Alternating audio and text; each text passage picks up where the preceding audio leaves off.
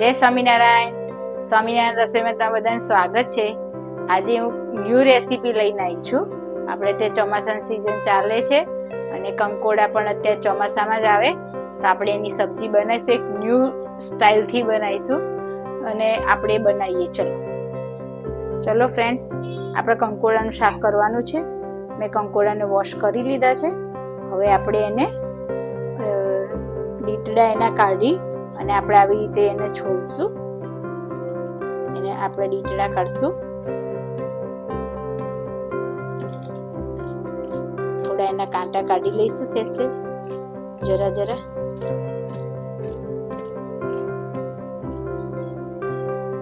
હવે આપણે એને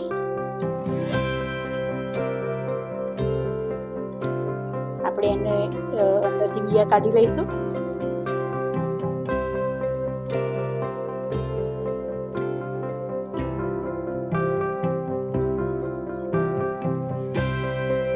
આવી રીતે બિયા કાઢી લઈશું બધા.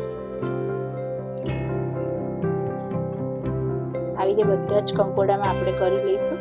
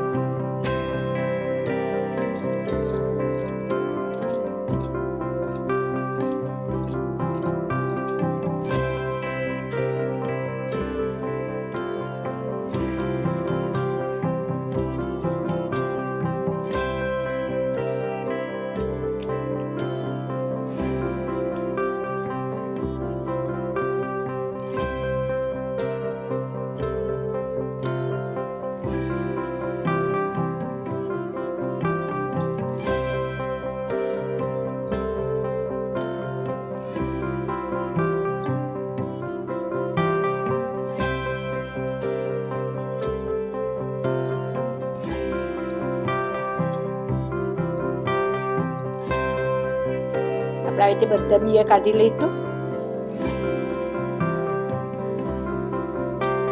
આપણે આવી રીતે એકદમ બધા બિયા કાઢી અને પોલું કરી દઈશું, જેથી આપણે એની અંદર મસાલો ભરી શકીએ. ચલો, આપણે આ સિંગદાણા શેકી લઈશું અને થોડા તલ પણ શેકી લઈશું. આપણે એનો મસાલો બનાવવાનો છે કંકોડા માટેનો. એમાં આપણે સિંગદાણા શેકી લઈશું. હવે આપણે અંદર નાખશું અને હવે આપણે હલાવીશું. એકદમ કડક નહીં કરવાના, થોડોક આછું થોડું ગુલાબી જેવું લાગે એટલે આપણે એને કાઢી લઈશું. સિંગદાણા અને તલ શેકાઈ ગયા છે. હવે આપણે એને મસાલો કરીએ, એને મિક્સરમાં ક્રશ કરશું. ચલો, આપણે આવી રીતે કંકોડામાંથી બધા જ બી કાઢી લીધા છે. એકદમ કેપવાળા કરવાના, જેથી મસાલો ભરવામાં મજા આવે. ચલો, આપણે એનો મસાલો બનાવીશું. આપણે આ ગાંઠિયા લીધા છે. તમે ગાંઠિયા પાપડી પણ લઈ શકો છો. આપણે મિક્સરમાં ક્રશ કરવા માટે લઈશું. મિક્સર જારમાં નાખશું ગાંઠિયા. સિંગદાણા આપણે જે શેક્યા હતા એ, આપણે તલ શેક્યા હતા એ, આપણે આદુ નાખશું. બધું આપણે મિક્સરમાં મિક્સ કરી લઈશું. આપણે મરચાં નાખશું. જેવું તમે તીખું ખાતા હોય એ પ્રમાણે મરચું નાખવા. આપણે એની અંદર કોથમીર નાખશું મસાલો બનાવવા માટે. આપણે એની અંદર ખાંડ નાખશું.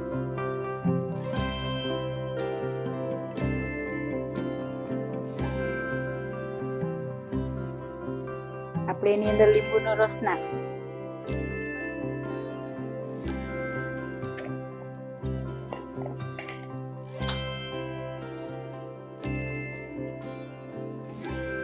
બે થી 3 ટીપા જેટલું આપણે રસ નાખશું. ચલો, આપણે મિક્સર જારમાં ક્રશ કરી લઈશું. આપણા મિક્સરમાં ક્રશ કરી લીધું. હવે આપણે એની અંદર મરચું નાખશું કાશ્મીરી, હળદર નાખશું અડધી ચમચી જેટલી, ધાણા જીરું નાખશું 1 ચમચી જેટલું, આપણે મીઠું નાખશું સ્વાદ અનુસાર. હવે આપણે બધું મિક્સ કરી લઈશું. તીખું જોઈતું હોય એ પ્રમાણે નાખવું. અમે તીખા સારું વધારે ખાઈએ છીએ એટલે 2 ચમચી જેટલું નાખશું.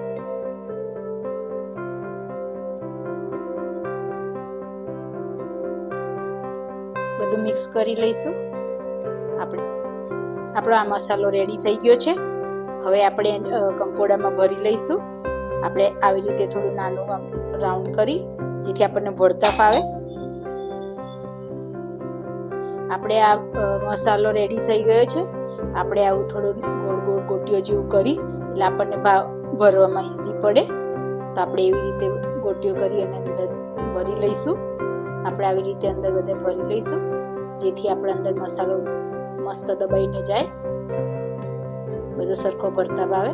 મસાલો વધારો એમ ટેસ્ટ સારો આવે. આપણે આવી રીતે આપણે બધા જ કંકોડા ભરી લઈશું.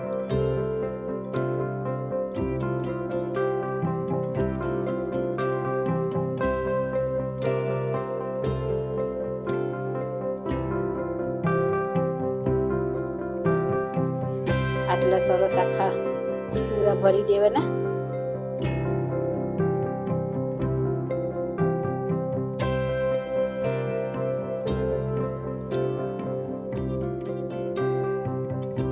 આપણે આને થોડું તેલ શાક કરતા થોડું વધારે તેલ લઈને આપણે એને થોડા તળી લઈશું.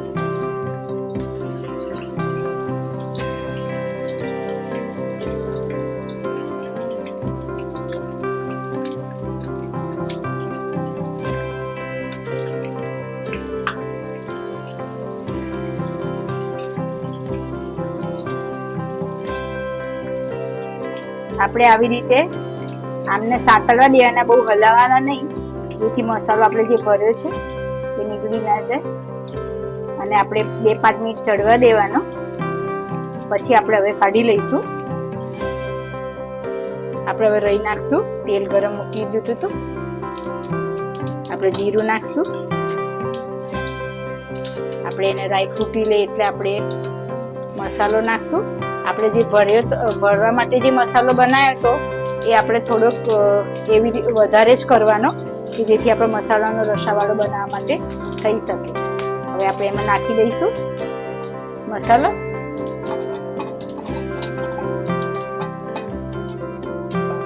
આપણે હલાવીશું. હવે આપણે એની અંદર પાણી નાખશું જેથી રસાવાળું શાક થાય.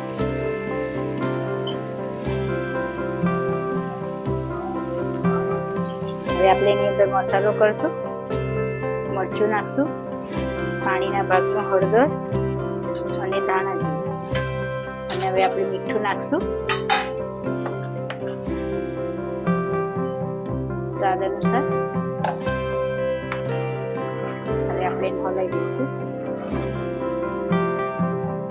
હવે આપણે કંકોડા નાખી દઈશું જે આપણે તરી લીધા હતા એ કંકોડા.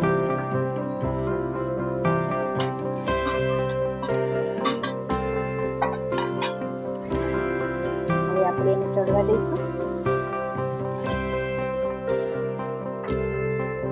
હવે આપણે ચડવા દઈશું એને થોડીક વાર માટે 5 થી 10 મિનિટ. આપણા શાક ચડી ગયું છે. એકદમ મસ્ત રસાદાર શાક થયું છે.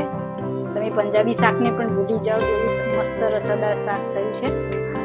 હવે આપણે સર્વિંગ પ્લેટમાં કાઢી અને મહારાજને ધરાઈશું. ચલો, આપણા ભરેલા કંકોડાનું શાક રેડી થઈ ગયું છે. મસ્ત રસાદાર થયું છે. આપણે એની અંદર મરચા શેક્યા છે, રોટલા, ગોળ. હવે મહારાજને ધરાઈશું. આની સાથે રોટલા મજા આવે. હવે આપણે ભગવાનને ધરાઈએ સ્વામિયા બાપાને. ચલો,